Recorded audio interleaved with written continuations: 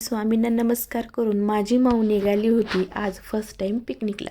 So ती खूप excited होती. मग काय पप्पांनी थोडंसं लेक्चर दिलं कसं राहायचं कसं नाही ते सगळ्यांसोबत राहा वगैरे वगैरे. मग मी घरातली सगळी कामं आवरली. मला खूप तुरीच्या शेंगा हे आवडतात उकडून घाला म्हणून संदीपने आज इतक्या साऱ्या आणल्या होत्या, त्या उकडून घेतल्या. रोज मी तुरी लवकर येत असते पण आज त्याला यायला उशीर होता कारण की त्याची पिकनिक होती त्याच्यामुळे तो आज उशिरा येणार होता. मला काही घरात करमत नव्हतं. तो असले की त्याच्या बडबडीने दिवस कसा जातो काही कळत नाही. मग काय करू म्हणून स्वयंपाक करायला घेतला संध्याकाळचा. स्वयंपाकात आज मी सरसूचं साग ट्राय केलं होतं पहिल्यांदा. खूप रेसिपी बघितल्या. शेवटी मी माझ्या मनाचा कारभार केला आणि मी माझ्या मनाची जशी मला येईल तसं भाजी केली. आणि ह्याच्यासाठी मी कांदे टोमॅटो आणि लसूण मिरची हे घेतलं होतं आणि थोडंसं बेसन पीठही घेतलं होतं. तेल तापायला ठेवलं.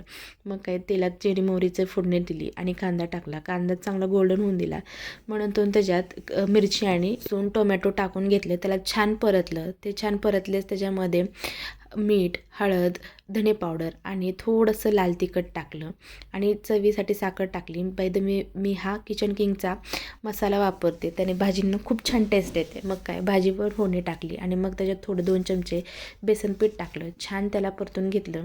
1 तांब्या पाणी टाकलं आणि कुकर लावून मस्तपैकी त्याच्या 3-4 शिट्ट्या काढून घेतल्या. मला गरगट्याची भाजी असली की मला भात लागतोच म्हणून मी इकडे भातही करून घेतला. माझ्या चिक्क्याचा टाईम झाला होता यायचा म्हणून त्याला घ्यायला खाली गेले.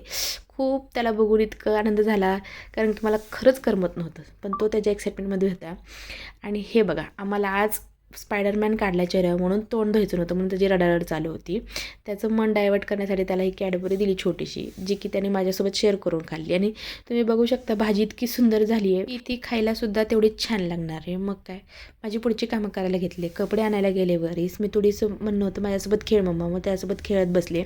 चला तर आजचा व्लॉग इथेच एंड करूया. बाय. सबस्क्राईब करायला विसरू नका.